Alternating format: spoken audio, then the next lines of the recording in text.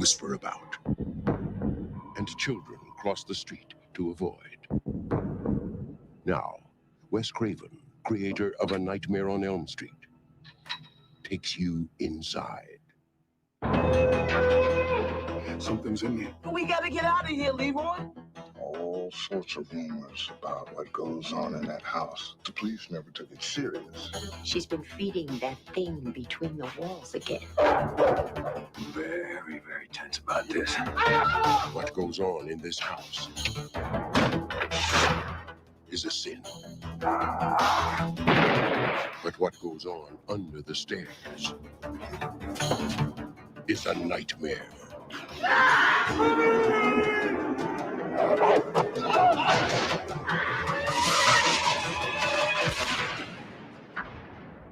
Wes Craven's The People Under the Stairs.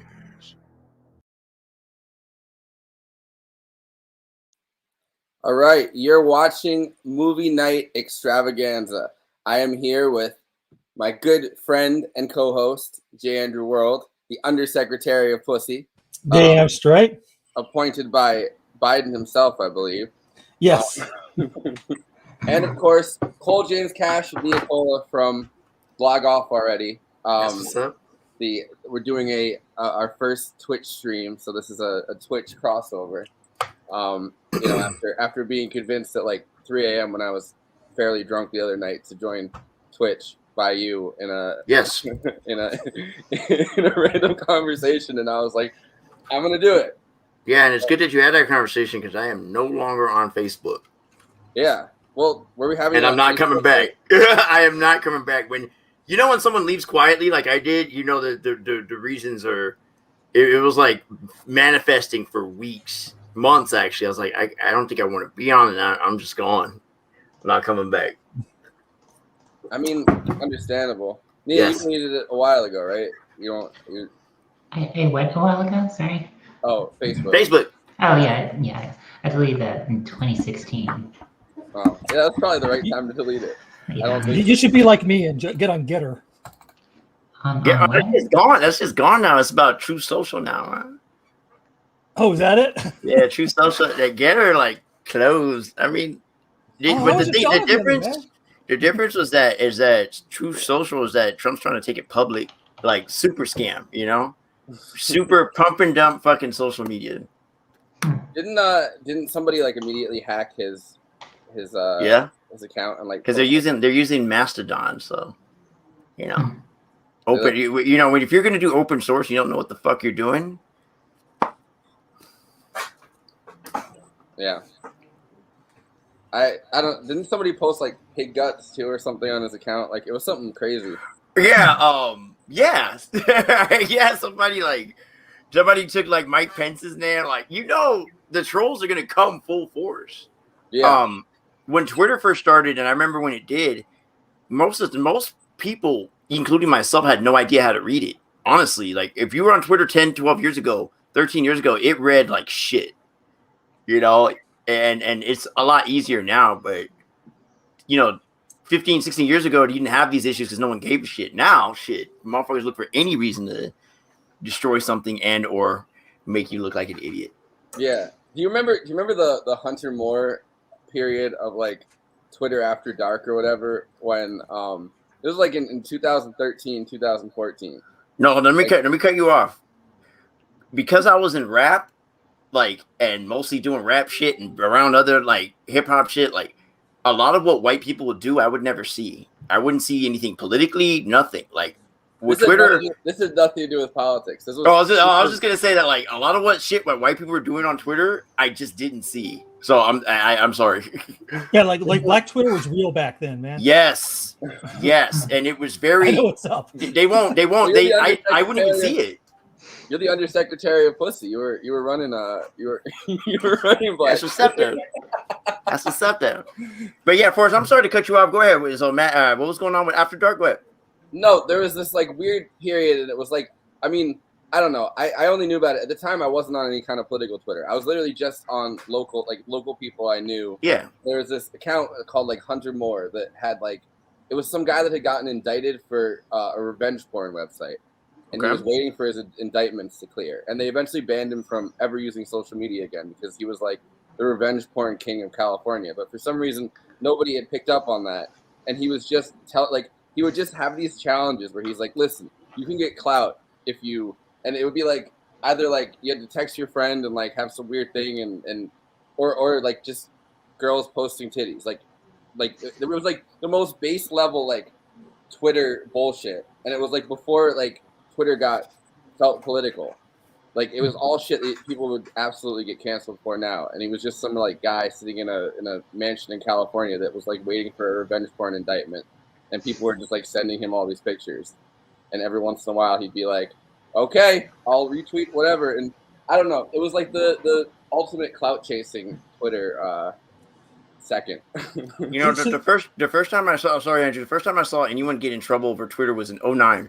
Running back for the Chiefs, Larry Johnson had made some like stupid ass comments or said some whatever. He went on Twitter, was like, "Shit ain't stopping my checks," and that's exactly what Kansas City fucking did. They fined his ass, you know. And I was like, "Oh shit," you know. So that was like the first time I saw Larry Johnson's like not just anti-vax, but that man's Anyway, go ahead. No, I was just gonna say Forrest doesn't remember Pumas. No. What was that? Pumas, party Nah. unity, my ass. Right. The Hillary Clinton people who wouldn't vote for Obama. Mhm. Nah, I don't even remember that. Oh I'm the only one who man, remembers that too. that was like it's crazy. You know, looking back at this, because you know, especially the way like they're all now like God, if it wasn't for Bernie, I was on some brothers page today, just because he was like, you know, like pro Hillary and just like tweeting anti Bernie stuff that was just insane. Like only black people know about racism. Not you know. And somebody's like, well, what about Native Americans? It was like, no. Wait, who said that? Oh, I gotta look it up. It's just some. I think he's like the black professor. Oh god. And it was just like I was just having so much fun, just getting screenshots and just like. Well, there was that video that was getting shared a couple days ago where it was like a professor at, I don't remember I think it was Rutgers or something, that was saying it was like, oh, like white people invented colonialism. Colonialism never happened to white people, and slavery never happened to white people. And they were like it's the white devils or something. And it was like a professor that's getting paid like a bunch of money. And it's just like, you know, it was like, of course, the fucking critical race theory, like anti-critical race theory people jumped on that instantly because it's like, you know, not even the basics of history, global history whatsoever. No, I mean, like that's why I gotta be honest with you guys. Like at this point, I because I'm on, Nia's on, we're on like for so long. After like I get done with everything, I don't look at anything. I just lay down and we check stuff for like the content now, but it does change when you do it full time.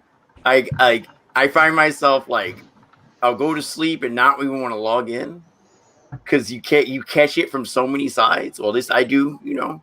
And it just like at this point, I have one social media, and I have, you know, the show and the stuff I do with my DJ stuff, and I just keep it at that because there's so much to lose for me now. And I used to not understand how Michael could be so quiet, like, yo, but when you do it for a living, you don't want to be around it all the time. You know, Yeah. like me and Nia talk about everything but this shit unless it's important, you know. But like it weighs on you. I did a story today about I continued a story about these black kids getting imprisoned and stuff like that, and how they were in 2017, 2016, they were in a jail, a historical jail. These kids are between 7 and 12, 13 years old. And at that historical jail, you could tour it. So, and it's all black kids. This is in 2017, 2018. And these stories just kind of it's just whatever. And so when you report on this and you realize that, nothing comes of this, it weighs on you. Yeah. So no, you don't even want to read nothing anymore after you get done with it. It definitely does. And, you know, I mean, for a lot of the pandemic part of the reason why I'm not doing really that much like, you know, political stuff right now is because when the stuff happened in Gaza during the pandemic, I was working on Ben's show, And we ended up talking to Nora Barris Friedman from Electronic Intifada, and I had to cover like for the whole week. I was just watching the videos of everything happening in Gaza, and like at the end of the week, that one video dropped of that girl being like, just like being. It was like a 10-year-old girl. It was Palestinian that didn't. Understand, like, yes, I'm familiar. Yeah. That was crying about it and didn't understand why her friends were dying. And like I broke down. Like I cried for like 4 days straight after that week because I had to literally be watching like the updates, trying to get certain clips that I wanted to pull so we could like do this segment on Gaza and Palestine and all this stuff and talk to her about it. And it just like crushed me for that. I feel you. So let's get to the movie, Forrest. All right. Yeah. All right, so Wes Craven's People Under the Stairs. I have a clip to start us out with this. It's a couple minutes. Sure, let's go. I got you. It's from a New Jersey.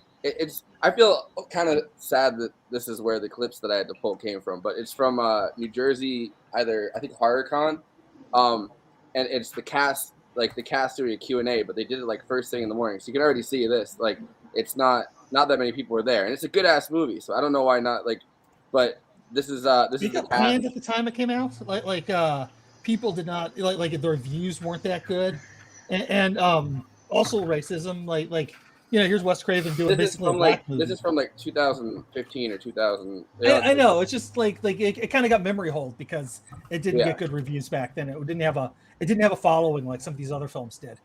All right, so that's all I'm saying. Here's the clip. The movie's marketed like a pure horror movie. The poster behind you is a skull with people under the stairs. You're expecting like monsters. Did you guys realize at the time what kind of social commentary Wes was making? And have you has that become something over time that has garnered appreciation, even more of an appreciation? I didn't realize it at the time. Neither did I. And then the more I watched it, and then I realized that he had a social message with it, and he added all the comedy. I mean, what I really liked about the movie, the first time I ever saw it on the screening, was how funny it was. It's really funny. I'm like, shit, this is a funny movie. So that just made it more exciting to be in it because they had the horror, they had the comedy, had that more of the old, like they did in the 80s, Yeah. Some fun with the I horror. thought it was groundbreaking that you have a lead black young kid in a, driving a major, motion picture, family. Yeah. Urban, hood. Yeah.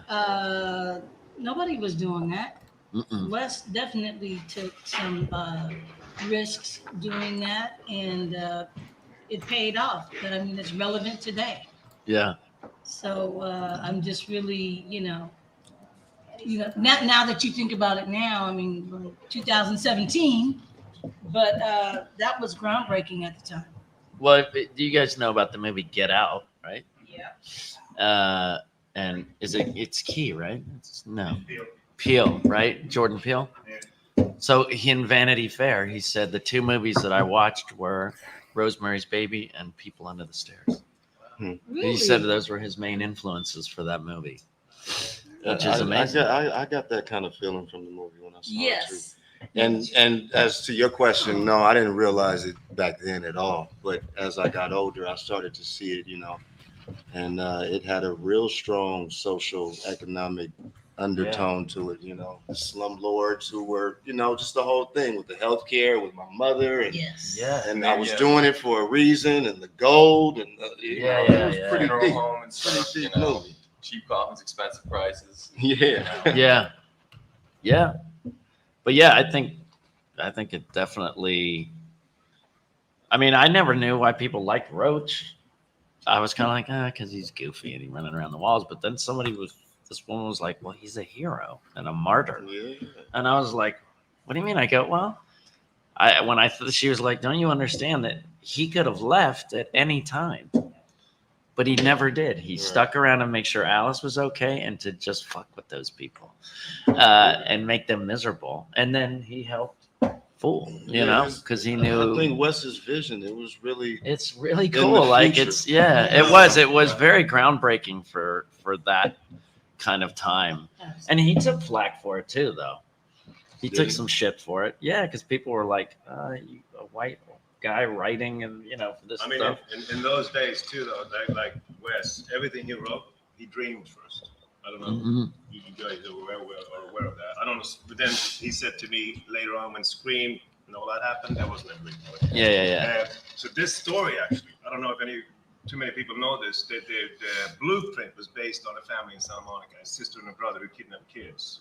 Then all the other story with the social message and all that, I don't think that was, real. Yeah. That was his fiction. But he read a newspaper article in the 70s about the sister and brother in Santa Monica slumlords that tried to get the perfect kid, and they lived like a married couple, but they were sister and brother.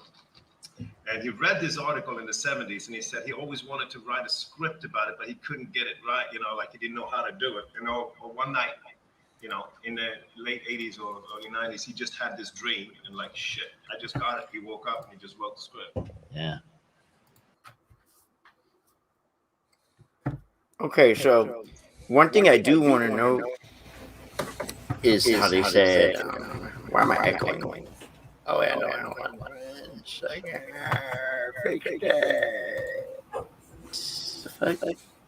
Why am I still echoing?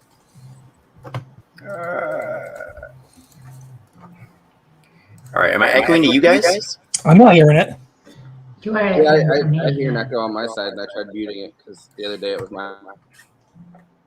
All right. What'd you say, Nia? You're echoing for me, yeah. All right, let me. But yeah, no, I'm echoing. But I found it definitely interesting. That hold on.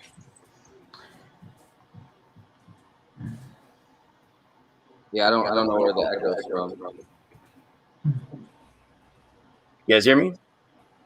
Yeah. Now I'm echoing. So I want something very important. Is that we know how they said, "Oh, we didn't know we were making that," right? And I keep emphasizing to individuals that you don't have to know anything to do the right thing. You don't.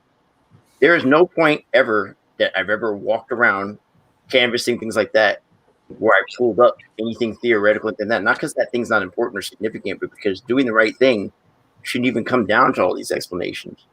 Wes Craven had set out to send a message about how he felt, and how he felt just happened to be the right thing. And when he was talking about, a black person, writing a black person, yeah, that's not easy, but you can do it. You can do it if you do it in a way that sets the same examples that white actors set. When I watch, let's say I watch The Best Man with Taye Diggs, that's not a black movie to me. It's just a movie, really good. If having I'll give an example. Todd McFarlane had said, Andrew, you might remember this. We casted Terry Fitzgerald as white because we didn't want to be doing a black movie, and I got what he was saying with that. But it shouldn't even have to come down with that because most of Spawn's fans were white. Yeah, So what it comes down to is if you being talented like Wes Craven, having the right vision, but having the heart to write the right thing. And like I said, we can examine it from certain political perspectives, things like that. And I get that, and that's significant. But as I watched it as a kid, it's just simply people are being wronged and mistreated for reasons that are not justifiable. However, within the American lexicon, it's like I was telling Nia, like, imagine a country literally from here to back home in Brazil, a country based on sexual assault. And we care about sexual assault? No. So it's like you can't look to I don't look to settler logic as to why I should do the right thing or why this and that and the other. Like I really just move past that. And for me, that's the most significant. No, we didn't know because it was just the right fucking thing to do. All right, good. Yeah, and it's also just a damn good movie. Yes. That's the important thing. It's like you watch all these Christian films or whatever, like they try to have a message, and they're horrible. They're terrible. They're not even good movies. So you can never get a better message than the Bible itself. Well, hold on. I'm gonna cut you guys off. Under the stairs. Have you guys noticed the distinction between Tyler Perry Christian movies and God's Not Dead? Well, You know, black Christian movies, black Christian or it's always about uplifting. I'm gonna do better for myself, my family. We're trying to do the right thing. There's not really much commentary politically, more like black commentary, like, man, brothers need to do more. I don't think Tyler Perry shit's good, but when black creators invoke Christianity, they're trying to uplift. Seriously, it's always message of uplifting. When you look at the way Christianity is for white people, it's persecution all fucking day. I'm the victim. Like, I've seen these movies, so I know. Now you look at Christian horror, like The Conjuring. It's well done, but at the end of the day, it's Christian horror, i.e., you must believe if you want to live. The horror rules change for The Conjuring because it's Christian horror. It's not a matter of sex or whatever. It's a matter of, do you believe? Now, I don't agree with necessarily that concept, but it's well made, so it's not looked at as a Christian movie. When you mention Christian movies, the only thing we think of is the shitty evangelical shit. But Christianity is very pervasive in our culture and in our film. And I laugh when people don't people laugh when I say, nah, Conjuring's a Christian horror film. Then they go watch it and be like, yo. So, yeah. There are fundamentalist black Christian horror, not horror films, but just movies. And I'm trying to remember the one with that rapper, and I'm completely it's escaping me right now. But he's Ja Rule? I think it's Ja Rule. I don't think that was a black movie though. That wasn't a black production. As I'm telling you, you are going to be hard pressed to find a black creator who who would do something like that without white backing. I never looked up who did it, so I'll be honest with you. you. Don't worry, I'm gonna look right now. And Nia, will you please give your damn thoughts? Stop sitting there looking pretty. Yeah, I mean, I enjoyed the movie. I thought the social commentary is very interesting. It's a very funny movie. Yes. And yeah, in terms of I guess the horror, I don't have a lot of commentary to offer because I don't watch a lot of horror movies, so I don't have a lot of context on the different kinds of horror. But yeah, it was a very interesting movie. I always think Wes Craven stuff is usually a good easy way to entry point for people for horror, because he does a lot more than what a lot of people do, and they're enjoyable. Like this is, I mean, was it violent? Yeah, but not what we imagined horror could be. Yeah, I mean, I think that it's definitely telling that when we did Nightmare on Elm Street a couple weeks ago, and we had Ray Vaughn on, who doesn't watch horror movies at all, she was able to engage with Wes Craven's, that whole because a lot of times, I mean, it's funny, it's smart, he's an ex-professor. I'm pretty sure that's his whole his whole thing. So Professor of what? I can't remember. I just know that he was an academic for I think history or English. I can't remember which one. But he was both a college and a high school professor before he decided to become a director. And he was given a chance with Last House on the Left to direct and that's that's a movie. That's a movie I have no plans on watching. He got his master's at my alma mater. Went to Johns Hopkins. That's what's up. But yeah, so it's one of the tougher ones because that was still more exploitation, and Craven hasn't quite found his voice yet as a filmmaker. So it's him and Sean Cunningham. Not one I'd recommend. Who's a much more visceral and kind of grotesque killing for the sake of killing director, whereas I think Wes Craven is a lot more intellectual about looking at these things. But I mean, Nightmare on Elm Street is a good example of a movie that I think that you can watch as someone that's not really into horror movies and doesn't really like that genre. But we've been watching through, we've done Slasher October, so we've kind of pushed all these movies into different genres or sub-genres, I guess. And the Nightmare on Elm Street one is kind of the instead of being kind of a redemptive or a punishing style of horror, it's much more scary that it's, if you fall asleep, you die, I think.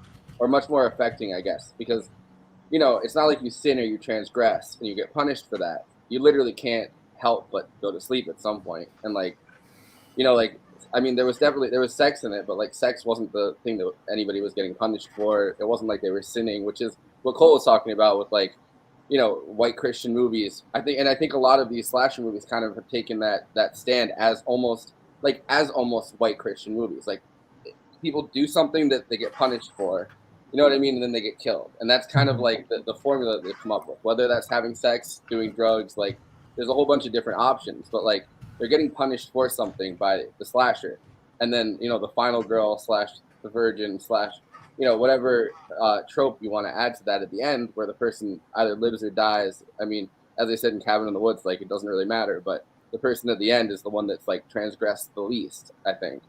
And in Nightmare on Elm Street, you don't really get that impression. And in this, I mean, it really has nothing to do with the literal transgressions. Are like you spoke evil, you heard evil, which is just like, but like the people that are punishing you are the ones that are evil. So that's a completely different dynamic. And they're based on Nancy Reagan and Ronald Reagan. Yeah. which is the best thing about this movie is that the village are the Reagans. In terms of Nightmare on Elm Street, actually, it's been a while since I watched that one, but someone was talking to me about it recently and like having a sort of queer interpretation of the nature of Freddy Krueger. That's part two mostly. I was about to say part two. Part two is obvious. Yeah. But even just like the thing, what's interesting about the first two, if you just look at those in a complete vacuum, Freddy Krueger's innocent. It's the gym coach he kills at the beginning of 2. That's the real murderer, and the parents killed him. I am not equipped to discuss that. Andrew, you can't hit me with that, and I'm like, wait, whoa. But go ahead and finish though. No, but yeah, you have to watch the first 2 in a vacuum. You can't talk about the third one or any of the sequels. None of that. Just put that away. Because like it's all the parents saying that's what he did. Freddy's getting revenge on who? The parents? It's the vigilante aspect of it, right? Like the parents are being punished for taking the law into their own hands and being kind of vigilantes and being reactionary in that sense. I mean, like, and that's what ghost stories too tell you about. Like the Candyman too. Like what are these ghost stories telling us? They're getting revenge for being wrongfully killed. Why would, if Freddy Krueger was evil, get a chance to have revenge if he was wrongfully killed? I don't respect Candyman at all. Why not? Because like dude said, like bees in all the places you could be, you're in the projects, fucking killing black women and fucking thirsting over the one white woman who ain't even that hot. Like he's just in the projects, just killing black folks like it's nothing. All the fine sisters in that movie, they got to go. But the one white woman, like he's like uplifting. No, we can tell it's written by a white guy, right? Huh? You can tell it's written by a white guy. No, well, the thing is Candyman's good. I'm just being a hater, but yeah, it's very different from the book. The book is not even in the same country. Yeah. I haven't seen the new one though. No, I hear the new one has problems, but I got to. I was supposed to be on Champagne Sharks last weekend, and I'm gonna just call Ricky Rawls and be like, "Look, Rick, you put spoilers on the main timeline, okay, of Candyman the weekend it came out, and I'm just not happy with that, So I got beef with Ricky Rawls from Champagne Sharks. But with that said, when it comes to coming back to People Under the Stairs, is like I said, it's a matter of, when you're walking around in the hood, there's always that one house that some old white folks live in, and you wonder, you have questions. That's why I wasn't shocked when they said we didn't have any, idea, but also you got to think about George Romero's with the same thing. He didn't set out to make social commentary, but the world that we live in, these are things that happen. You don't have to match an allegory and then, do something like a Serbian film. You don't have to do all that and force it down your throat. Nia, don't ever watch that shit. It's not worth it anyway. But nonetheless, like I said, all you have to do is write about America, and you got a horror movie. There's nothing else to even go on. And I think with Wes Craven in particular, the idea of these transgressions are really explored, right? Like, I mean, whether it's Nightmare on Elm Street, which the transgression I think comes down to the vigilante parents that just decide, like, since the law isn't going to do this for us, let's just take it into our own hands, which makes sense in context of like the 80s and like the incredible reactionary right-wing turn of American society, and the persecution of gays, the persecution of like Reagan not giving a fuck about the AIDS, the AIDS crisis. Hold on, whatsoever. can I cut you off real quick? Yeah. When you said the right wing reactionary turn, okay, I talk extensively about disco and the reactionary reaction to that.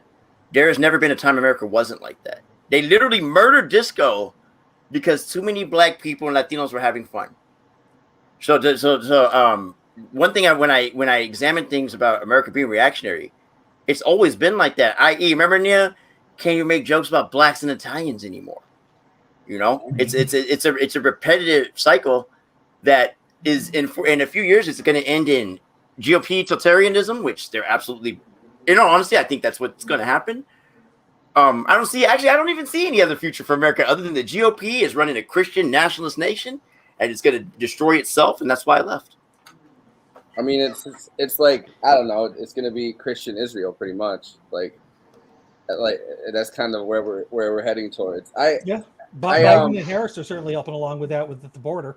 But I think that you have to make some kind of distinction in terms of counterculture existing in the 60s, not as a mainstream force, but as a culturally significant enough force that kids protesting the Vietnam War, like the Civil Rights Movement, all of that kind of manifesting in the 70s and 80s in a very strong reactionary right-wing turn.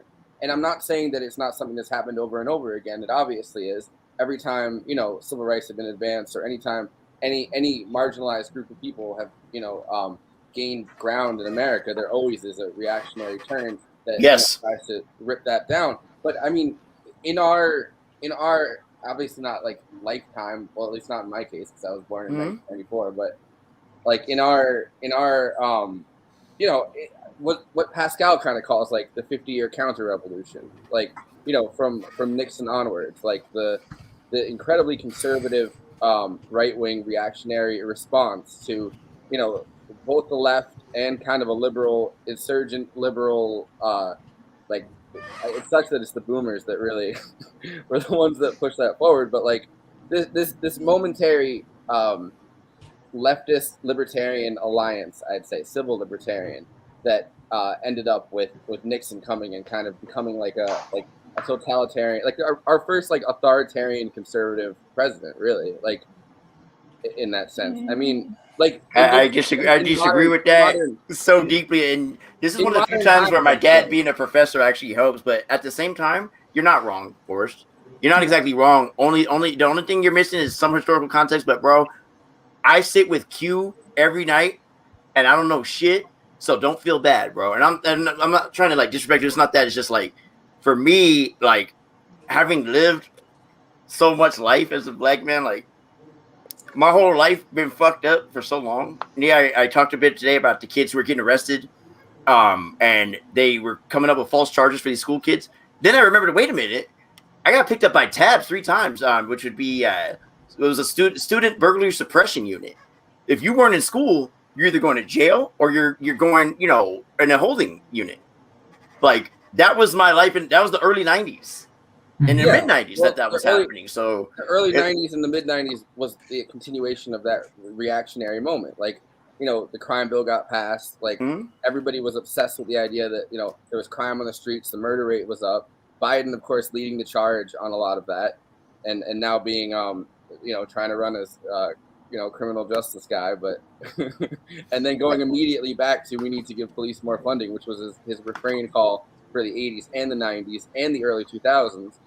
Like we've been in that reactionary cycle, I think, sinse probably 70s too. We're just too old to, I would say the first reactionary would definitely be Falwell and them, or either Falwell or Graham trying to with abortion and the switches that they made to try to basically, they changed the game again.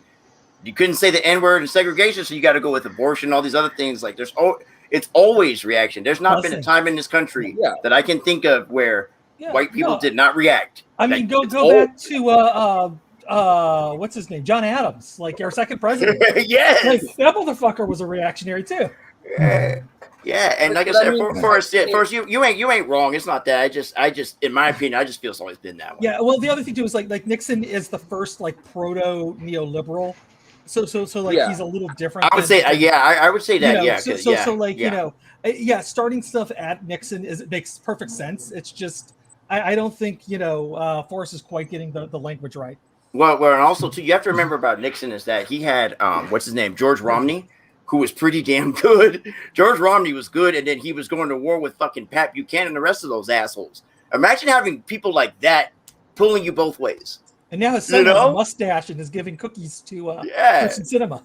Yeah, Well, I'm reading the Robert Caro LBJ books right now, like those biographies, and in the second one, because there's Passage of Power, which is the one about when JFK was killed, and then I'm reading Means of Ascent right now, and the one in between that, I'm like blanking on the name right now, but I've kind of read them all in like a backwards order for some weird reason. But there's a moment in Master of the Senate, that's the name of the book, where Nixon is on the side of civil rights, not for a good reason, but in 1957, Nixon is on the side of civil rights, and LBJ is on the side of moderation and segregation.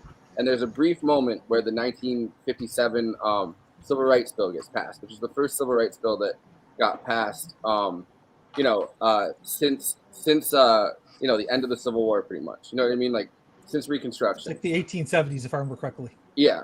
So the first civil rights bill gets passed since then, and Nixon is looking at the black vote because Eisenhower was, both times he got elected was kind of increasing the black vote, on his side.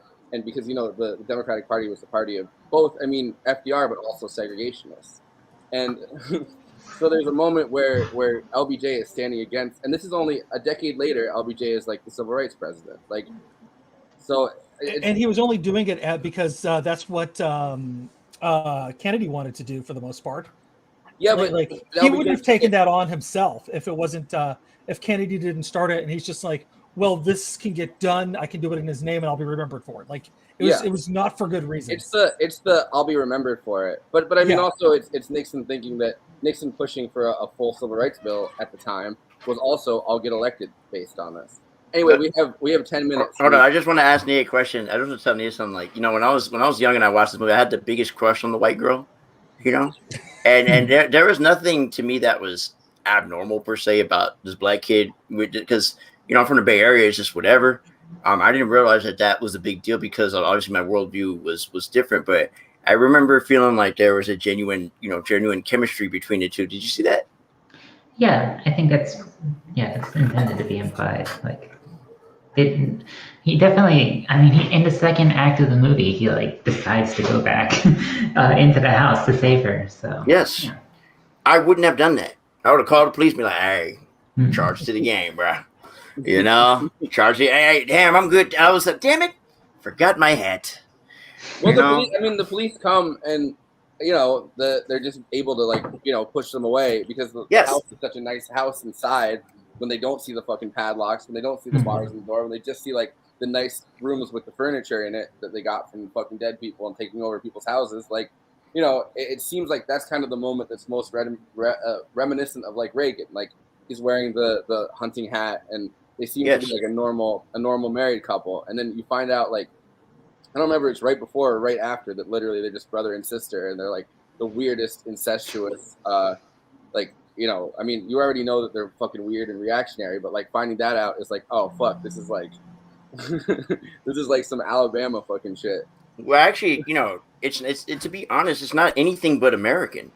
Yeah, it's not anything but settler. It's like that here in Canada.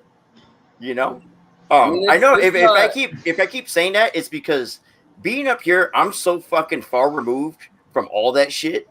And when you're talking and discussing things with people who have hundreds of years pre-American culture, you start looking at shit like, you mean nobody has a gender up here? All the natives just whatever about it?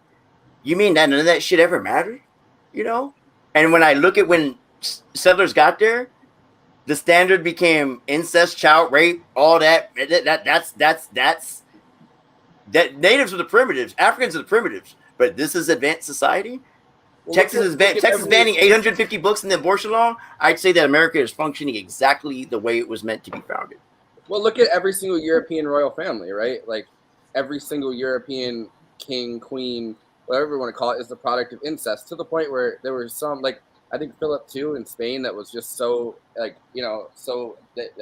his genetics were so degraded by like just centuries of really close incest that Yeah. he wasn't even able to function as like a normal person whatsoever. Like it is. I mean, it is a settler thing and it is a colonial thing, but it's also like we don't look at royal families and say necessarily like, oh, this is the product of generations of incest. This is like cousins marrying cousins, like uncles marrying niece, like just every single family connection you could possibly think of. People are related in like 4 different ways. Well, I would say when it comes to that things evolve, but Rooney Mara is proof that all that shit is still there. It's just done in a different way. Yeah, The name fucking Rooney Mara, who an actress I love, she is proof. She is proof that shit is only like I said. Malcolm X say racism is like a BMW. They got a new one every year. I'm not saying the Rooney family. It's not that. It's power is going to stay with power. Period. Power is going to stay with power. And at the end of the day, that's what it is. Even if that power is siblings. And that's why Teddy Roosevelt said to Franklin Roosevelt at his wedding, that was a great way to keep the Roosevelt name in the family whenever he married his cousin Eleanor. Right. Speaking of Indian, I was just, have you heard of the Habsburg jaw? Actually, yeah. The in the early pre World War I Austrian empire thing. Right. Yeah, and it's very much a thing that all these royals they have clear deformities from all that inbreeding. Going back to what we were saying earlier, the way he tells the story is just so great. With the way they're able to divert the police with the image of their that they are able to project because of their wealth, and that being tied specifically to how they're draining people out of this community, draining money out of this community, and draining people out, and also just eating them. Yeah, and literally consuming them. Feeding them to other people, feeding them to dogs, feeding them to the people in the actual the people under the stairs. I don't know. It's fucked up. But also it's I think the racial component of the neighborhood. I mean, it's the poverty. It's where poverty and it becomes intersectional because the cops can come over and over again and say, I know your kids are missing. The same way that with indigenous people, there's such a high rate of missing indigenous people and law enforcement does nothing about it. It's because they come into communities and it might be the richest person. I mean, that's where the horror element comes in. The richest person is the one disappearing everyone, but it is the case that when poor people, whether it's racialized or not, report missing people, report murders, they just assume they're a victim of the neighborhood. There's nothing we can really do about it. It's not going to be the one person in the really nice house with the wealthy furniture and the clothes. It's going to have to be they're just a victim of the neighborhood. It was probably a robbery. It was probably this. It was probably that. Well, let me just share this before we go. Nia, do you have something? I'm sorry. I was just gonna say, I really liked how it also just reverses who the villain is in the sense of the thievery, I guess, the thievery plot, because they go in there to steal from them, but then they find out that these people have been stealing from everyone, and it's, they go from being the bad guys in a way. You're sympathetic to them, but people are stealing especially in this era, there was a lot of paranoia over that kind of thing. I mean, coming out of the 70s. And then they go into these nice people's house and find all that. Yeah, absolutely. And hold on, but I will just say this: all you have to do is look at Ed Buck. That's the people under the stairs right there. Yeah, yeah. I'm telling you guys, especially coming to Canada, I see America and this place. It's just fucking evil. It's just evil. And then take a look at Jeffrey Dahmer. When this Jeffrey Dahmer's walking with a 12-year-old Laotian kid, naked in the street, 2 black women run to the cops and say, "Do you see what's going on here?" Jeffrey Dahmer said, "Oh, it's just my boyfriend. He tripping." That's that. I'm telling you, this is the way it's always been, and it's the way it's gonna. It's just the way it is. And so for me, looking at it, I'm just like, yeah. Like even as a kid, when I watched this, like, yeah, this is what it is. I felt, obviously from a horror standpoint with the type of deaths, but it's like, yo, like cops came and didn't do nothing. Like that's just it was just normal to when we were watching it as kids. It's like, yeah, So imagine my experience. That's my experience, right? Drastically different than your guys's. Well, Nia's a little, she been through some shit. But I'm saying even as a kid, that was just a normal thing, So when I read about Ed Buck, when I read about Jeffrey Dahmer, I'm like, yeah, and that's just what it is. What do you before you both I just wanted to ask everybody what they thought about. I mean, the ending of the movie, kind of the entire community comes together and realizes that all these things are connected and realizes it's the landlord's fault, and it seems to be like I'd say a leftist kind of message at the end. Like the only way to kind of overthrow these people in this case is that everyone kind of needs to come together and everyone needs to realize that all these things are connected, and the people that are exploiting them, the only way to really destroy them is to have the entire neighborhood kind of storm the house. And I mean, I know that that's not what kills the two villains in the end, but like it does seem to be a message about togetherness, a message about the people under the stairs being liberated from under the stairs and being able to rip the mother apart, and like, you know what I mean? Like, so all of that seems to be kind of a message about how when exploited people, when poor people, when people that have been through all of this come together and make those moves, in a liberated sense, that they can kind of overthrow the shackles. Yeah, I agree, 100%. I think that's very much the intention there. I would say this, not even from a leftist perspective, because in the hood, I don't know any leftists. It's just a matter of the community has to take care of itself. You can only have a leftist movement if you're under fascism. So if you're coming from societies where, I'll quote Hillary Clinton's stupid ass when she quoted that book, it takes a village to raise a child, right? So if the America, which is founded on rugged individualism over society, like I said, you have a left movement when the fascism is that bad. But generally speaking, in the hood, we have to take care of each other. If somebody's molesting or committing rape or whatever, the hood, we're likely gonna take care of that, because the hood always takes care of itself one way or another, for better or worse. Again, these things are that's just normalcy to me, Like it was just like, yeah, I don't agree that you can only have a leftist movement. Yeah, I was gonna say the same thing. There's a long history of feudalism, which I mean, I'm sorry, because I'm up here. I should have made it distinct. In the First Nation societies that I know about, okay, that I've been around, everyone was just taking care of each other, and it was always like that. So I should have clarified my point better, and I phrased that wrong. Russia isn't necessarily Russia isn't like a settler society in that sense necessarily. That I mean, there's a long history of being between Europe and Asia that Russia has been through, and feudalism and the czars, and you know what I mean. Like, no, you're correct. Let me rephrase this. In the United States, in the Americas, that's what it's been since they got here. So I reframing it like that. Don't get me wrong. There's revolutions, things like that. It's the framing just simply is always coming together, and coming together is just a human thing to me. It's just the right thing, And I'm only using this framing just to bring a different perspective, not because you got any of you guys wrong. In fact, I made the wrong framing by not saying distinctly that it's an American perspective that I'm using here. But like I said, it's just doing the right thing. Like Forrest, Andrew, you guys do the right thing inherently. Like it's just inherently leftism is just the right thing to do.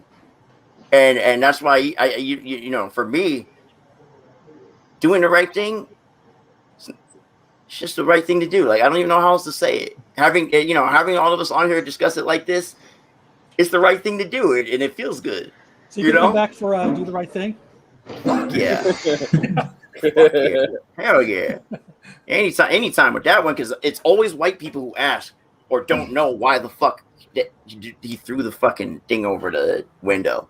No, anyone who's black already knows. I never questioned why he threw the thing through the window. Yeah. Yeah, exactly. Oh, all right, guys. I do have to go, so I can make a phone call before I go live. But hey, Forrest, Andrew, it's great talking to you, man. It's always good seeing you guys. And Yeah. Forrest, I will come through for you. Okay. Yeah. So right And, now, you what? want to plug your show real quick before your show in the city that you're headlining? Oh yeah. So November 19th, I will be headlining at Wonderville in Brooklyn, in the heart of Bushwick gentrification. And I will be playing some footwork, juke, ghetto house, and me and Nia, we're the co-hosts of Log Off already. Nia Q said he's gonna be in tonight, and tonight I'll be showcasing El Blanco Nino for about an hour, and then we will be watching Dr. Umar's wedding. And Forrest, like I said, I got to get with you again, but I want to do it with Nia so that we can conference, so that you can start editing stuff for YouTube and grabbing clips for the Twitch show. And Andrew, I got to holler at you because I finished the storyboard and never sent it to me, and send me a poster of your event. I mean, Andrew, you could always do a portrait of me and that could be the poster. Okay. I don't know the details. I'll give it to you. Yeah, okay. Sure. Because I was trying to get some Brooklyn cats out there to see it. No, I got you. Me and Nia will be there. Nia will absolutely be there. Forrest will be there. Andrew, Andrew got a family. I get it. Go ahead, Andrew. Forrest. No, I said I'm gonna film it. Absolutely, Forrest will be. Yes, we will all be there. Jamie will be there. Jake Flores will be there.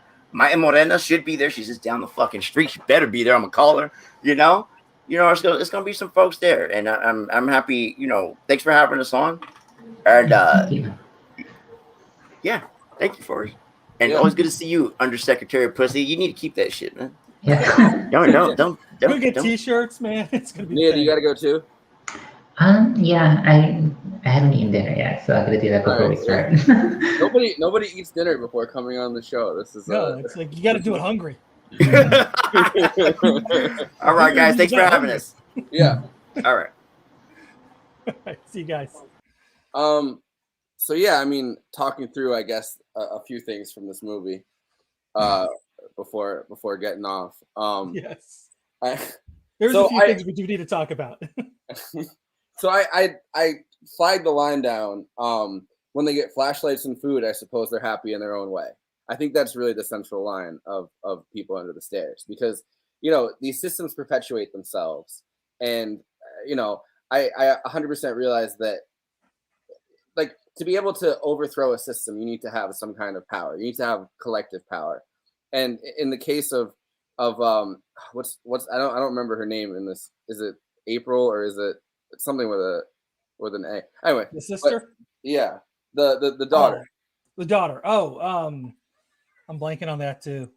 But the fact that she's kind of been made to be the weak link, right? Like every single time there's one sibling that they're trying to cultivate, and then when that sibling doesn't come through for them, they either cut the tongue out or cut the eyes out, or do something that and then throw them under the stairs. She's never able to have that collective power. You know what I mean? Like Roach is never able to have that collective power. He's running through the walls. He can escape at any time, and he definitely tries to Alice. Alice, yeah. I just got it myself. So I don't know. So I think that there's a really strong message about coming together to overthrow these systems, both in the neighborhood itself, and in the house itself, because obviously it's kind of like a multi-layered system where everybody in the hood is being exploited by these landlords. At the same time, everybody under the stairs is quite literally taken out of the neighborhood and exploited in this underclass sense, where they're directly under the control and torture of, so it's like it's almost like a layered class system. Yeah, they're being forced also to into their whole rugged individualism. Like they have to be out for themselves or else they're not going to eat. But then Fool somehow gets them all working together. Yeah. And so that leadership is something that's needed when people realize that they need to all, number one, they need to make the connection, obviously, that it's the landlords that are stealing the kids. I mean, it seems like at the end they've kind of realized every kid's pretty much gone missing, and it's Fool that draws attention to that. But also so in both senses, I really like having the people under the stairs be let out and rip apart the mother at the end. Yes. I'd like that as an ending to it. And then I also, I mean, I like that everyone gathers around, and it's kind of the opposite of this reactionary. It's almost like the opposite of the reactionary vigilantism of Nightmare on Elm Street, which is interesting for Wes Craven to take his most famous property and kind of invert it in that sense. Yeah, because that one's all about a lynching, and this is like, about the people who would get lynched. The people or that's all about a lynching in a suburban neighborhood where somebody has to be blamed for things turning into a nightmare.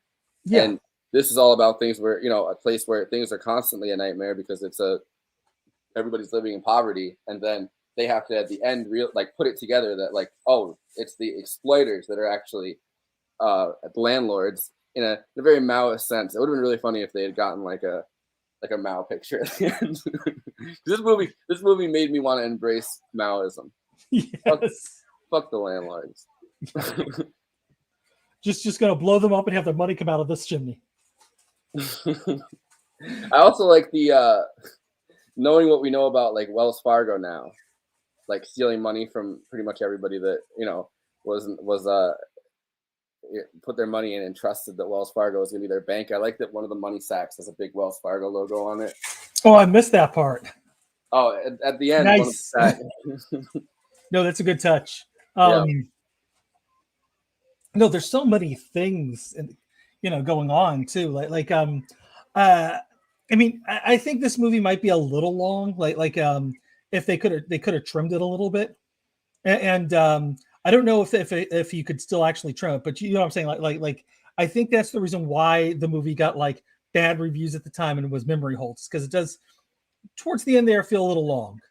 Yeah, I definitely agree. And then or maybe in the middle somewhere, but you know what I'm saying. He jumps out, and then you have another 40 minutes of people coming back, and then he's running back to the walls. I also think the fact that it's kind of all in one setting, it's almost like a play in the sense that it's all in the house. You know what I mean? Like the house really is the main character in this sense, because under the stairs, in the walls, like it's all in that one setting. But it also makes the movie feel longer, I think, because it's not like you ever get a break where it jumps to another location. You're kind of stuck within the walls of the house the entire movie, which I think is a success. I mean, they did go back to the ghetto a couple of times. You do have that, like it's almost like it's too short, because it starts in the ghetto, and then they go into the house for a while, and it seems like forever, and they come out, and then they're in the ghetto for like 5 seconds, going, with Grandpa going, these coins will get you enough money to, fix your to pay rent till to the year 2000. Far off in the future.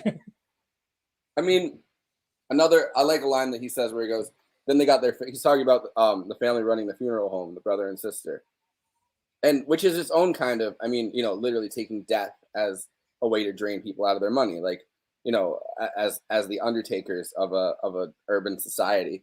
And then he says they got their fingers into real estate, started making a lot of money, taking over people's homes. The more money they got, the greedier they got, the crazier they got, which I think is a great Reagan era statement about money and power and how it really corrupts people to the point where, I mean, not that they weren't already probably fairly fucking corrupted and incestuous and everything else before that, but the more, I mean, they seem to actually be like, the more kids that they put under the stairs, the crazier I'm assuming that they got, the more houses they take over as these, landlord parasites, the more insane they get, and the more they realize that they can get away with. And so yeah, I like this movie a lot. And you can also see why I was just like no, we got to do this movie. I mean, it's interesting. I think I wish he was here I wish I could like FaceTime him right now, but Jason Miles suggested that we did this, right? Like that he was the one that I think I said it too. I mean, like we had separate conversations. I wasn't in the Jason Miles conversation. There is though a bonus episode to Give Them an Argument where Jason Miles is like grilling me on this movie.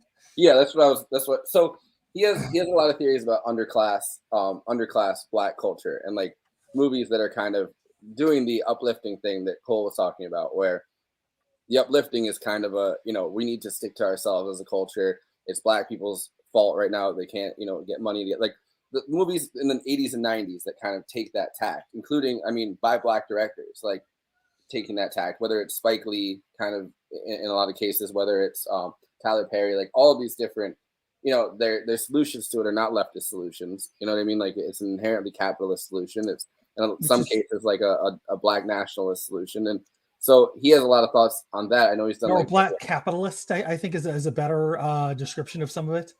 Yeah, but because I think that's a little different than Black nationalist. Because like I'm saying Black nationalists in the sense of like Black nationalist groups who are definitely capitalist, but I think it is its own specific. Yeah, but I think there's a difference between, say, like Louis Farrakhan, who did have some clout, but I don't remember him getting movies made, versus like Spike Lee or Bill Cosby, who was very like Black capitalist, support Black businesses. Well, I mean, it's respectability politics, but that's the same thing with like the Million Man March that Louis Farrakhan ran.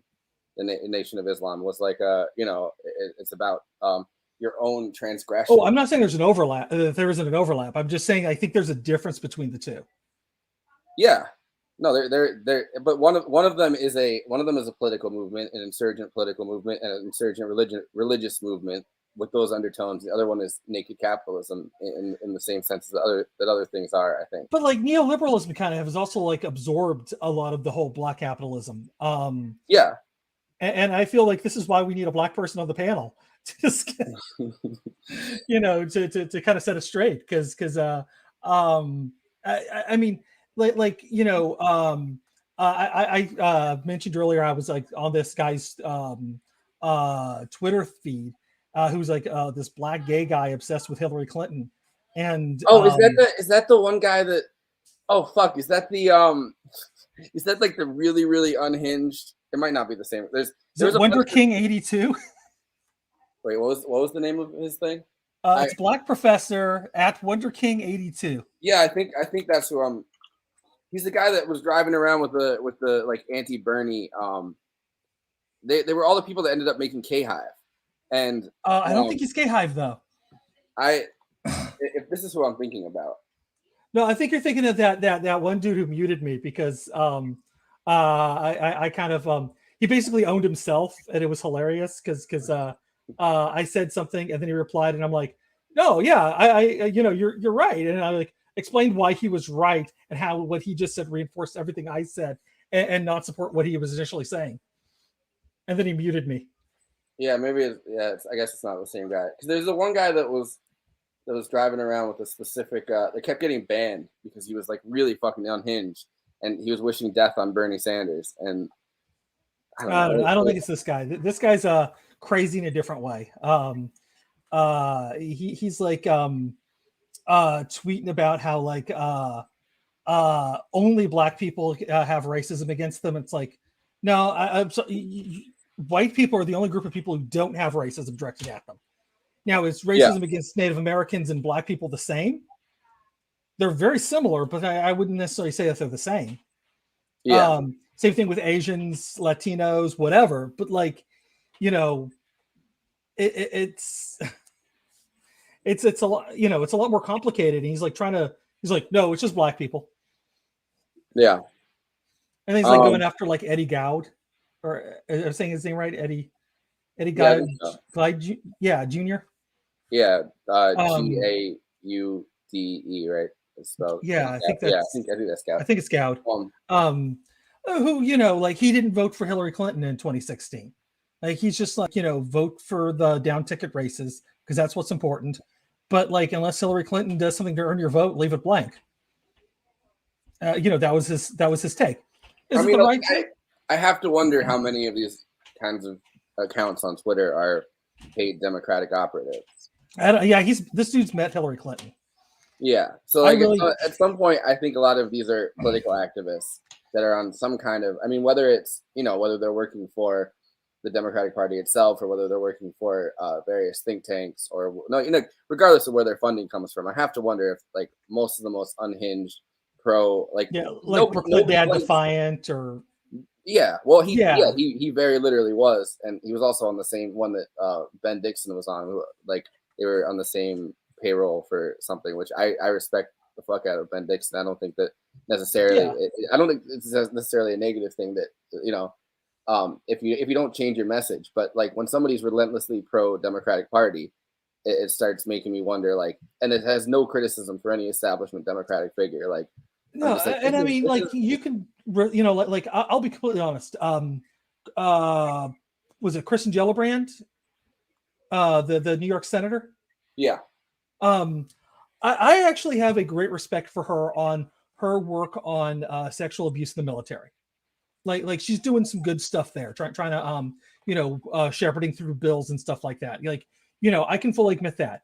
Does that mean that I'm going to give her a pass on every other thing that she does and says because she's doing some terrible things at other times too? No, I'm still going to be critical of her, and even though I really do respect the fact that she's actually doing some good work, she stands for something. And I think that's what the difference is if you actually stand for something, or as opposed to just standing for something. Yeah, and that's where kind of I think sometimes the money comes in, where it's like being paid by the Democratic Party to promote Democratic candidates. I really wish that all of that stuff had to be labeled.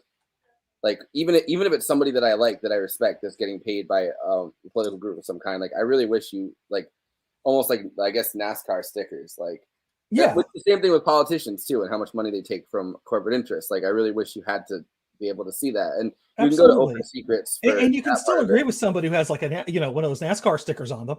Yeah. Whether or not you agree with everything, you don't, you can support with what they're standing for. And still, disagree with what you disagree on. I mean, the frustrating thing about how slow changes in military things like sexual assault in the military is that like whoever's in power has full control over the military. You know what I mean? Like the Democratic Party right now has full like control over the military. Like the fact that there still is sexual assault, and they're kind of having to push through bills and like I don't know. And ICE. I mean, that's the other thing that like really annoys me is that Joe Biden's in charge of ICE. The first thing he did was put through a deportation moratorium, which is fine. It's not anything. And then was deporting Haitians at the same time that he was. But no, even before that, like this is like his first week in office, and they were still deporting people, and the media was reporting on it, and Joe Biden wasn't doing a thing to stand up to them, and that's the thing. It's like what are you doing here? In his case, nothing. Yeah, and that's the problem is like that's why we need more movies like People Under the Stairs, because what's going to happen, what's change is going to happen is when we go into the basement and tell the stair people that they which in our case might be like this, the Trump supporters or whatever, like, hey, which ironically the Republicans do more, I think, sometimes to reach out to like Republicans do more to reach out right now in the sense of like false class warfare, right? Like Marco Rubio, all of these different fucking fake populist right Republican politicians want to take class issues and turn class values or working class values into like an aestheticization of conservative values, like as if they're interchangeable. But I don't see the Democratic Party ever trying to like, I mean, Bernie Sanders obviously sometimes, but like I don't really see that being pushed back against as an overall concept. Like, and I mean, Ben Burgess just did the big debate with Charlie Kirk, which I know you didn't watch. I did, because I'm still on the panel. I've seen the clips he posted, but I haven't. No, it's definitely worth checking out, because the first thing he did was basically call out Charlie Kirk as a populist, and then explained like why aren't you for this? Why aren't you for that? If you're really a populist. Yeah, and I think that's what actually. Well, it's the same thing that I'm no Red Scare fan, but I remember for when they did the Steve Bannon debate, absolutely, asking over and over again, if you're a so-called populist, why don't you support Medicare for all? And you find out that he's kind of a Clintonite neoliberal, and then culturally a fascist. You know what I mean? Like, yeah. But like that question, and I saw that one thing that Glenn Greenwald posted, who's now on working for Rumble or whatever, that Peter Thiel has put a bunch of money into. Peter Thiel, like that I'm guy. sorry, I'm just imagining Michael talking about that. But no, so Peter you know, Thiel. yeah. But he's working for Rumble, which he's invested a bunch of money into, and then there's this candidate that posted a video today where there was not a policy in the political advertisement, but he was like this right-wing guy, and he was like, I don't think it's sexist to say that a family should survive on one income. There's no policy in it. There's no, this is how it happens. The only thing that he said is, well, you know, families can't survive on more than one income today because of inflation and because of globalization, which, like, you know, but once you start blaming inflation for it, the person's going to start cutting the social safety net. That's what. I mean, that's the problem. Is like they're gonna destroy what we have to, and they're also gonna lower taxes. And the thing is like the one thing I know about modern monetary theory is that, you know, raising taxes. You couldn't bring this up when Nia was on. She's like she's literally the most like modern MMT person that I know. But raising taxes helps stop inflation. I mean, I also just think I should have brought that up. Yeah, come back.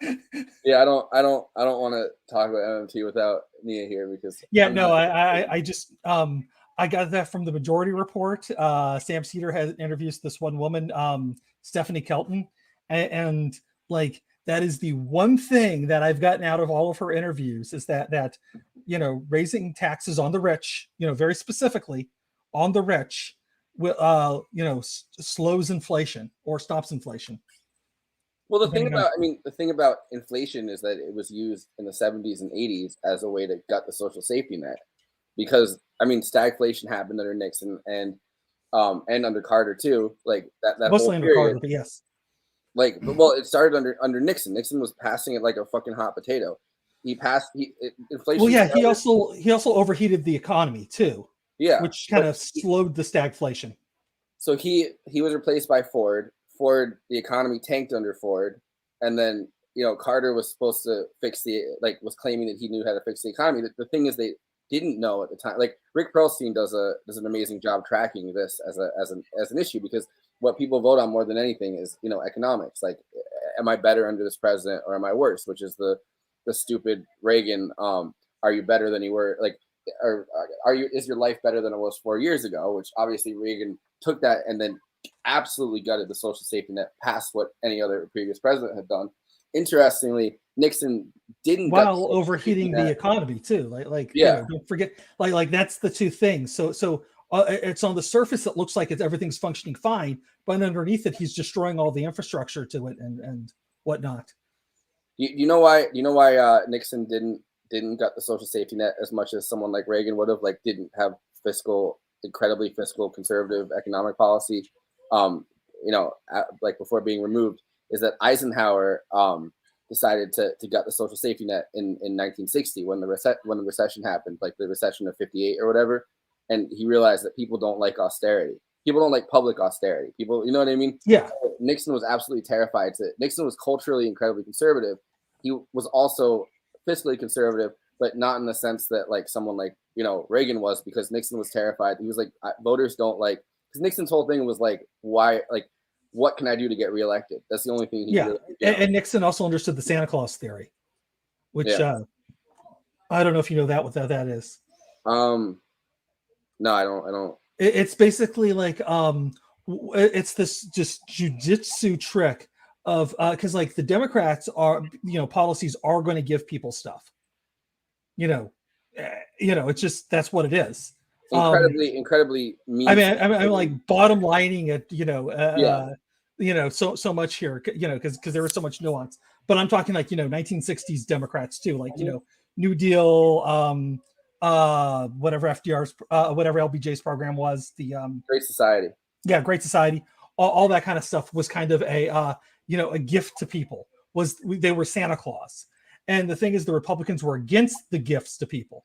So what they had to do was to flip the script and make it look like the you know, who the Santa Claus is, giving you something. That's one of the lessons they took away from Eisenhower. so Eisenhower was not necessarily a fiscally conservative the entire time. He streamlined a lot of the New Deal programs, but And I think I just badly explained the whole Santa Claus theory, but the Santa Claus theory was something big amongst conservatives in the 70s. yeah, well, so the reason that he was terrified of that kind of fiscal policy, and he was terrified of being seen as someone that wasn't, giving people that were struggling more things. Although he did, he did do a lot to gut the labor movement every fucking way he could. But the reason that he wanted to appear like he wasn't like that is that Eisenhower first had streamlined New Deal programs, but also kind of expanded some of it. Like, you know what I mean? Like, seemed to be a Rooseveltian Republican in the sense of, continuing the New Deal, because that was kind of the consensus was that was working. And towards the end of Eisenhower's presidency, the end of Eisenhower's presidency, the economy kind of tanked. And there were people whispering to Eisenhower, because Eisenhower inherently didn't have a economic philosophy either. There were people whispering about fiscal conservatism. There was people whispering about like fiscal liberalism. And Eisenhower took the conservative track right before leaving the presidency. And Nixon always believed that he lost. A big reason that he lost, on top of like the TV debates, was that it seemed like when Eisenhower had jumped on austerity and didn't seem like Santa Claus, didn't seem like he was going to give working people anything, he was like, that's unpopular. Yeah. And then Kennedy overheated the economy and dropped the top tax rate, which kind of gave a small, that does give a small bump in the economy. And that was another lesson learned by Republicans. Yeah. So they're always citing like, oh, well, look at Kennedy, and yeah, that's what Kennedy did do. But yeah, well, Kennedy's tax cuts were, going to be offset by what became LBJ's Great Society. I don't think Kennedy was ever going to do anything to that level, because LBJ realized that he could do things to a higher level than Kennedy did and outshine him in every possible way. Because Kennedy only had 3 years in office. Whatever happened there in the Phil Leotardo way of saying it.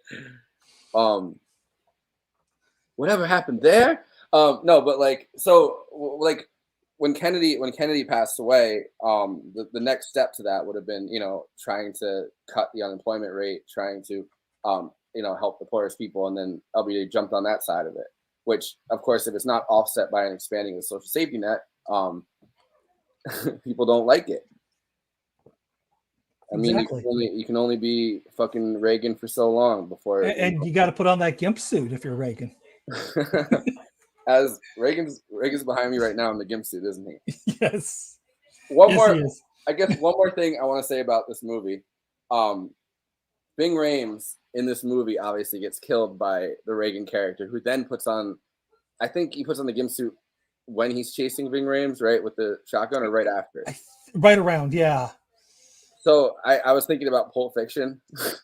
When this movie came out, everybody who saw Pulp Fiction was like, "Oh, he's people under the stairs." Yeah, but that's what they call the gimp. It's really funny that Ving Rhames has a terrible relationship with gimps. Well, he also has a terrible relationship with dogs. He had two. What breed was it? Mastiffs. He had two mastiffs, and he went to film one of the Mission Impossible movies. And his friend, who was supposed to feed his dogs while he was out of town, come take care of them, clean up their mess, whatever, goes over and has a heart attack and dies. And so his dogs, who didn't have any food, start eating him, which is a horrible story. Like that's just awful, right? Was that before People Under the Stairs, or was that? No, this is after. This is like Mission Impossible era. Oh damn! Because this movie, they're feeding the body parts to the dog. I know, and then because I was thinking about this the entire time. And sadly, like Ving Rhames had to put his dogs down because you can't have dogs that have tasted human flesh. Because I know it was hard to watch this movie after getting Audrey so recently. And Ving Rhames, the same dog lover. The brown, like the brown, the tan and black like coloring. So it's hard to watch this movie after. Oh yeah, they were so cruel to that dog. Although that was funny whenever he like kind of chokes the dog and he spits up the ring. It's pretty funny when Fool touches the door and starts getting shocked. Ving Rhames, Leroy is like holding him and he's getting shocked, and then the dog's getting shocked. And so all three of them are getting shocked. They all hit the floor, and then Leroy turns around and says, I told you not to mess with me, to the dog. despite the fact that it was the door in full that, that led to that happening. Yeah. I mean, Uh, I think that a central way that this movie kind of flips things on its head is that, you know, whether or not Leroy was going to rob the house with or without, you know, it being these evil landlords, whether or not it's the coins inside of the house. I well, mean, he knew it was the evil landlords, but yeah, he so didn't know until he robbed the liquor store, which he didn't realize was, you know, connected until he robbed the liquor store. yeah, but what I'm saying is, you know, instead of being transgressive in the sense of like, oh well, we're gonna rob people and then find out they have this thing and they're evil landlords, like wow, like we just kind of fix that together, or whether it's, you know, having somebody get robbed in this neighborhood and then later finding out whatever it is. Like I do think that it means a lot that it's the evil landlords that are punishing Fool. That's the reason that he's able to convince him to come along on that robbery. So it's like the, you know, the exploitation has led to the criminality, I guess, in this sense. And I mean that's just how it is in the hood. I mean, I'm not gonna speak for Cole, you know, because he's not here, but Yeah, but you know, I'm saying there's a lot of the more Bill Cosby type personal responsibility, moral responsibility movies, right, will place that moral responsibility at the center of their characters. As in, you know, it's whether or not poverty has led to it, it's a failing on the part of the characters themselves that they're choosing to involve themselves in criminality. I don't feel like that's the case with this movie. I feel like robbing the people that directly exploited you, robbing the people that are evicting you, robbing the people who are clearly like they make it clear that they're evicting them because they want to gentrify and sell, you know, they're real estate developers. You know what I mean? Like they're making it clear that they're not doing it out of they're doing it out of necessity, but it's not. It doesn't feel like a moral failing. It doesn't feel like a transgression. yeah. Well, but the thing is, though, is Ving Rhames and the other guy, the white guy that they were with, you know, Which is another thing that I like, by the way, that it's not just like, oh, look at these black people, right? Like they make sure that there's also like, it's yeah, you know, poverty in this sense is not a black thing. Poverty is not a, you know, it's a altogether it's a poverty thing. Like it's yeah. poor And I people. mean, the thing is, though, is that they are criminals, and then they both get killed, and then the one who isn't a criminal, who's just going along to basically get revenge and to you know, basically to redistribute wealth, Yeah, basically, is the one who survives. yeah. So there is a little bit of morality if you want to read it in that way, but Oh, I'm not saying it's a movie devoid of that type of morality. yeah, I'm just saying that it feels like a lot of movies that are placed in the hood and kind of involve violence are centered around that it's a moral failing on the part of these characters, whether or not poverty yeah, is involved.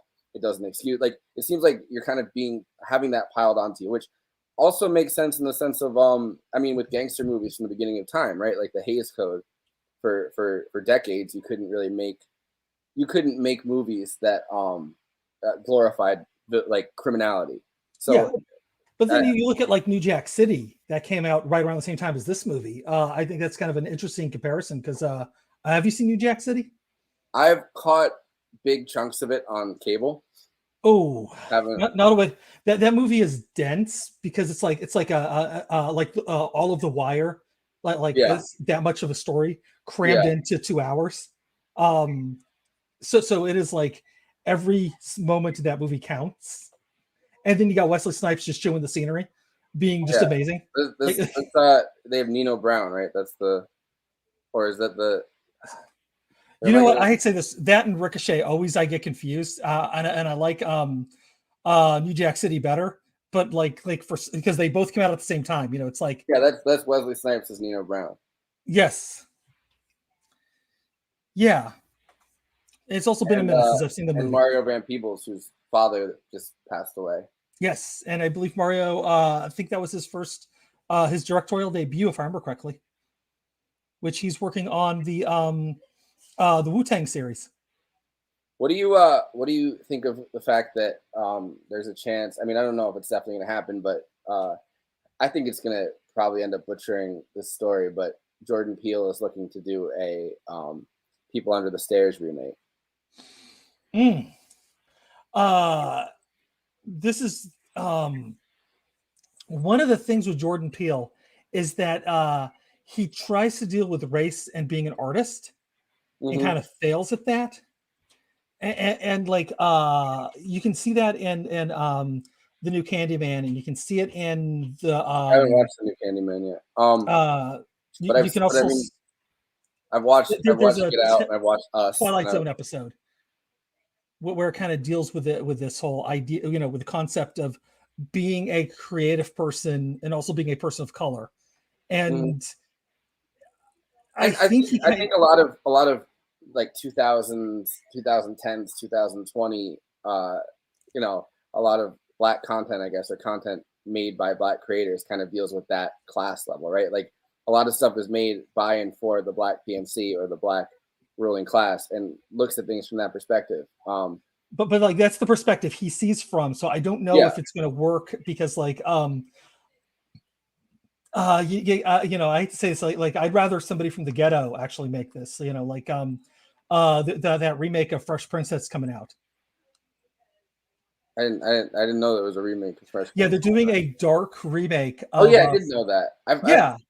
No, they did the parody trailer, and that was so good. Sorry, I've seen the parody trailer. Okay, yeah. I didn't know that they were turning that into like an actual. I thought that was just a no, that was supposed to be like a one and done kind of thing, and then Will Smith is like, "That's really good. Let's do that for real."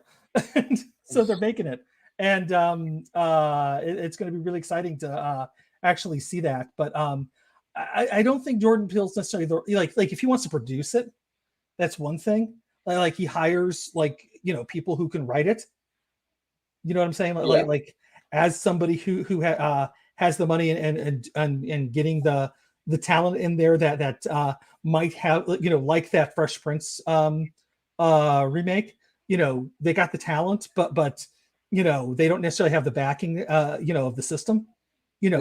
Being able to find those voices. I don't think he's the person to do it, but like I would like to see somebody who actually has lived in the poverty and has been evicted and whatnot write that movie as opposed to Jordan Peele. It's also interesting that putting this movie in terms of like a movie that inspired Get Out, right? Like as a movie that you're looking at black horror as a genre that really hasn't been that explored. I mean, as much as or when it has been, it's like George A. Romero, who very much not a black person, an old white guy. Or, Wes Craven, same thing. Like, so having black horror directors, I think, there are black, like, exploitation. Yeah, like James Bond the Third. Yeah. I don't know if you heard about this dude. He did one movie, he did one horror movie that was, like, all black produced. It was, like, a vampire film. Got really good reviews at the time. And then he was only getting, like, sequels to, like, other horror movies. And he's like, wait, I should be doing, tentpole films, not like sequels to some white person's vision. Yeah. Well, there's also like Blackula. You know what I mean? Like that kind of exploitation. So I'm not saying that, it was this movie and then Get Out, and those are like the, That's it. Yeah. But it is that Jordan Peele says he was inspired to start being a horror director or to direct that movie and then, direct other black horror movies because he felt like there was an absence of that. So it is interesting. I think that this is the movie. Like this movie makes sense because I think that where class and race kind of intersect, Get Out kind of touches that in the sense of like people kind of just getting snatched out of the hood specifically, or snatched out of even colleges, but like it's people that aren't necessarily going to get missed. You know what I mean? Like, by the way, it's Death by Temptation is the movie I'm talking about. 1990 with James Bond the Third and Kadeem Hardison. Okay. So there you go. So I'm saying in a similar sense, I think having this movie kind of revolve around the fact that landlords were able to just kind of snatch kids out of the neighborhood. It's white privilege. I can do that all I want. Police can't stop me. The cops just come and they're like, wow, you have some nice furniture. Yes. You did not get that furniture in the hood. So therefore, I believe that you didn't steal these kids. Yeah, but it's a similar. I understand where that theme comes from. I don't necessarily think that Get Out doesn't handle class. Well, I'm not the person that definitely talked about this, but no, No, Get Out requires a whole different panel that we don't have right now. But so I do find it interesting though.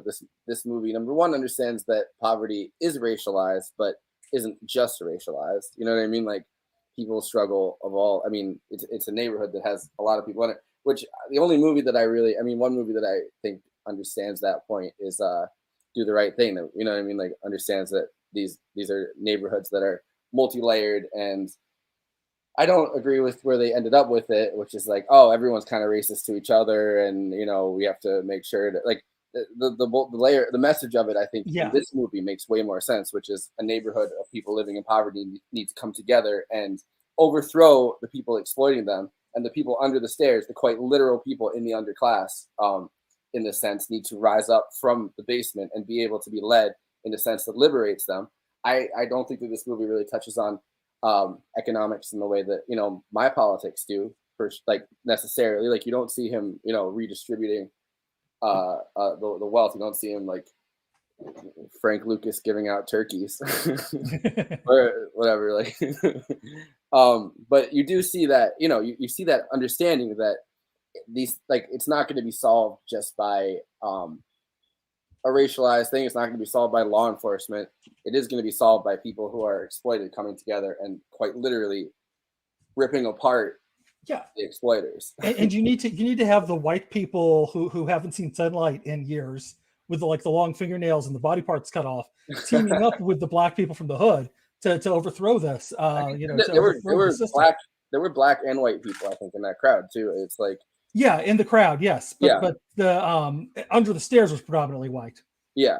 So basically, how under the stairs is the multicolored, rainbow coalition needs to join up with the underclass of the whites. You know what I heard though? They've started gentrifying the stairs. That's how far we've come into this economic system. They started adding places that sell espresso under the stairs. Like there's a bunch of Starbucks now. Like I don't know. Roach just got out of control.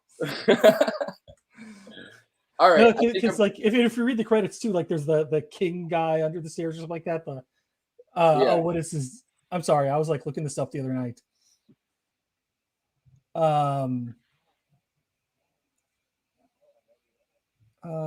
Where is it? Oh, Stairmaster. Which is awesome. Like well, that was the guy that was talking in the on the far side with the accent in that video that we watched was a Stairmaster. Yes, Jan Birch. Yeah. He's the Stairmaster. Just way cooler. That's an awesome name. If you do not master the stairs, you will the girly man. Yes. We pub you up with a Stairmaster. All right, so I'm tonight going to watch 13 Fanboy. So I'm going to end the stream here so I can do that. Do you have any final thoughts? Oh, final thoughts.